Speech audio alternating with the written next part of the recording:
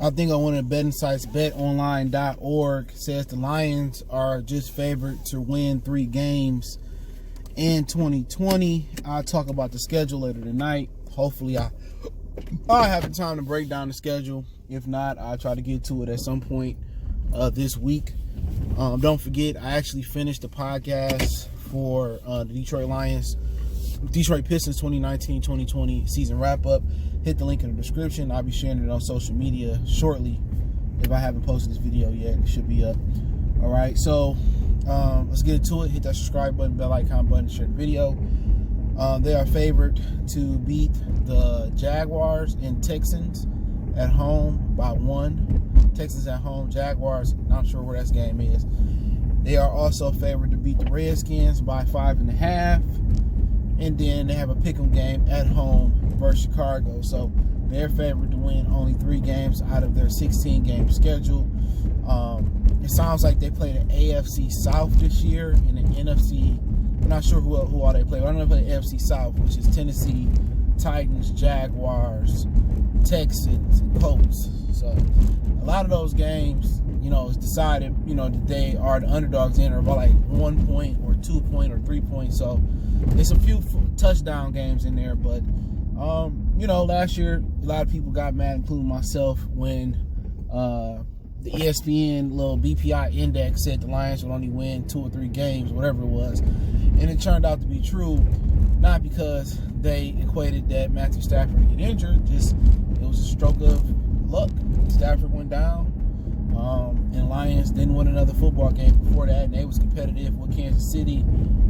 They wasn't competitive with a few games, a few teams. Like I mentioned earlier, if Stafford probably didn't get hurt, he maybe don't throw those interceptions versus Oakland, but even some games down the stretch with Dallas and with Washington and it's a few other games in there. So as far as just being favored to win them 3, I mean, they can easily lose those 3 and win another 3 or win another 6 games on the schedule. This is all way too early, and usually people bet this early because you get good odds. You know what I'm saying? You get great odds, especially with the over and under. It's always an underdog team, so you can put your chips on them to come up and be a good team that people don't see coming. So, you ask yourself, why not? You know what I'm saying? Why can't the Lions, win more than 3 games? I just did a video earlier talking about how they only favored to win 6.5 games. Why not? Can they go over? A lot of people, basically is going to dub the Lions, even in the city of Detroit or out the state of Michigan, SOL until proven otherwise. So Matt Patricia got to turn it around. And if they only win 3 games this year, Martha can't explain why bringing them back. We don't care about her pockets or nothing like that, but she can bring Matt Patricia back and Bob Quinn back for the next 2 years, and people still gonna go down there and spend the money as soon as they allow fans back into the stadium, due to the coronavirus. But I'm not about to get riled up, get angry. This is a betting online service.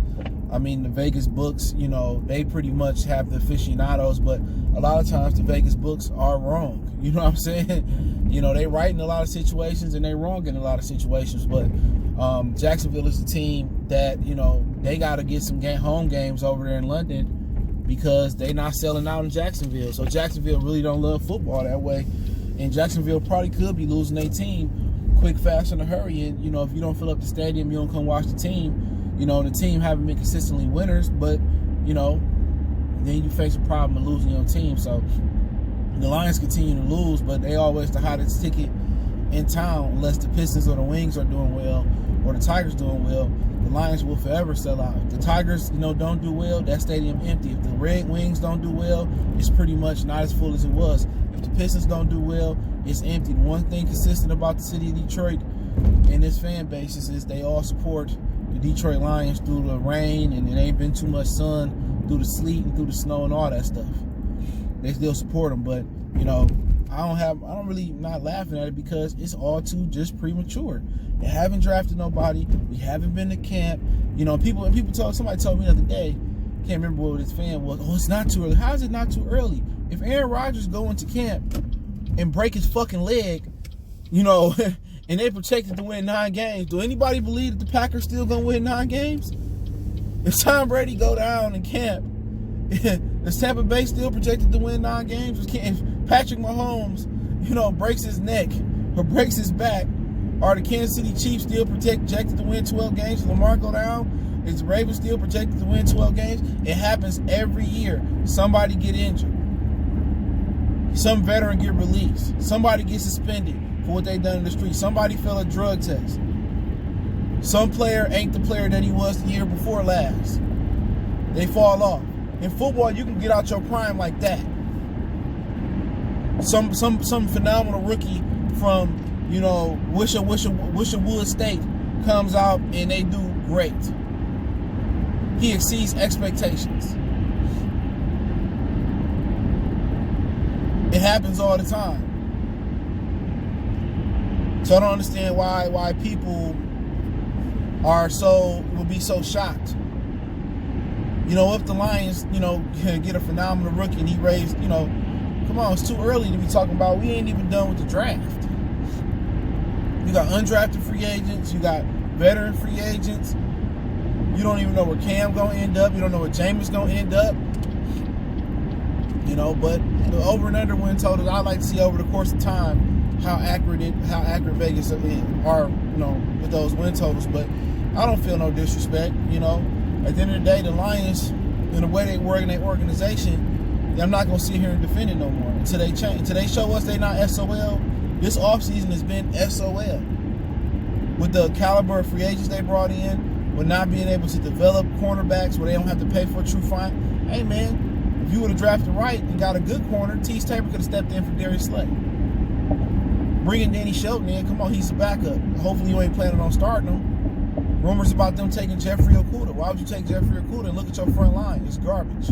Look at your offensive line. It's garbage.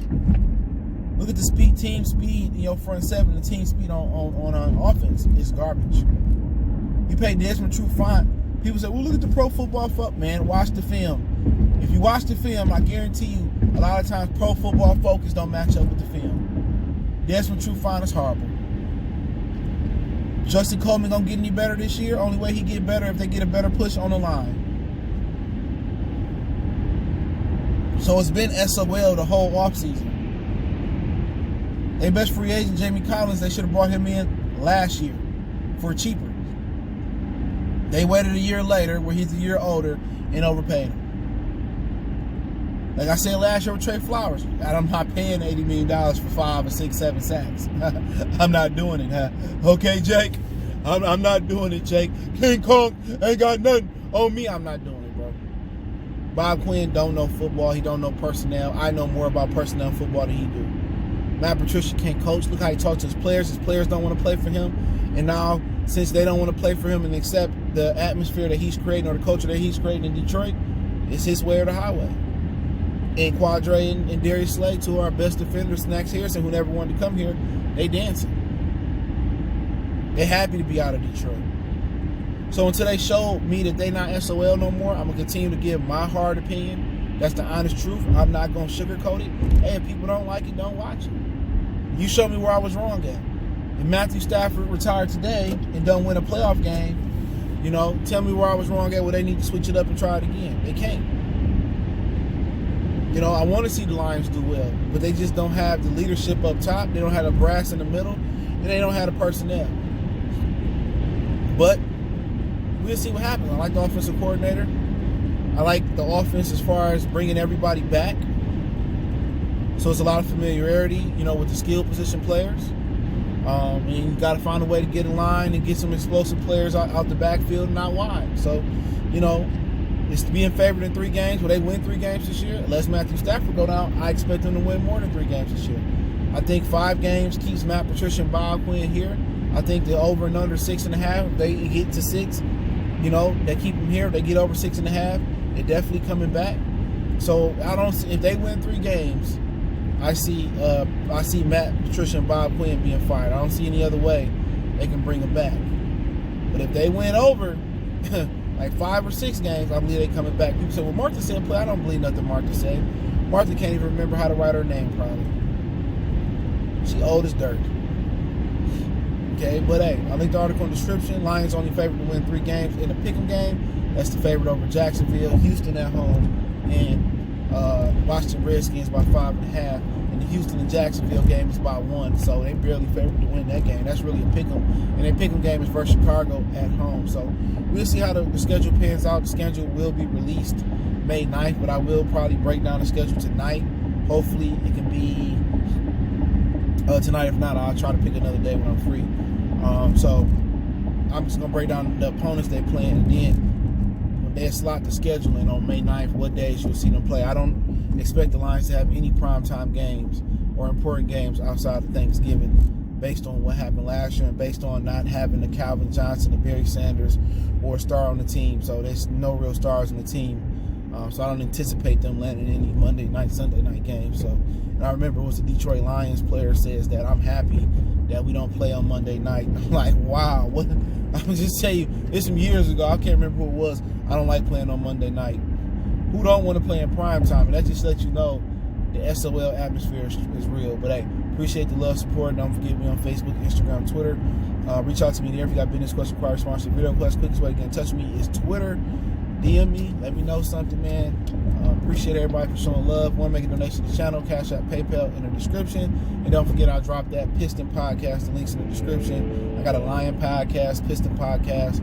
Got the whole 9 going over there. So I got 2 Lion episodes, 1 Piston episode I did late last night. So got it out the way. Check it out. It's a season wrap up for the 2019-20 Pistons. Talk a little draft, a little free agent, a little bit of everything. So do appreciate everybody for tapping in. Hit that subscribe button, bell icon button. We gone.